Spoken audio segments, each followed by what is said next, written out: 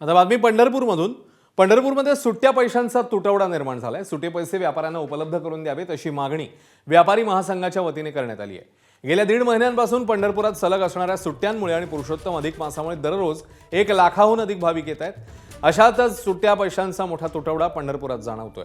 याच पार्श्वभूमीवर पंढरपूर व्यापारी महासंघाच्या वतीने भारतीय स्टेट बँकेला 1 कोटी रुपयांचे 10 रुपये, 20 रुपये आणि 50 रुपयांचे सुट्टे व्यापाऱ्यांना उपलब्ध करून द्यावेत अशी मागणी करण्यात आली. याबाबतचं व्यापाऱ्यांनी एक निवेदन देखील स्टेट बँकेमध्ये दिलेलं आहे.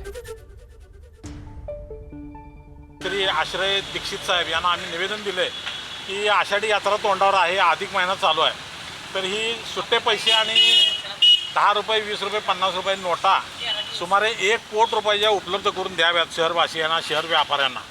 तर त्यांनी आमचं निवेदन स्वीकारले आणि त्यांनी बेलापूरच्या रिझर्व्ह बँकेतून ह्या नोटा आणि सुट्टे नाणे उपलब्ध करून देण्याचं त्यांनी आम्हाला आज आश्वासन दिलेलं आहे.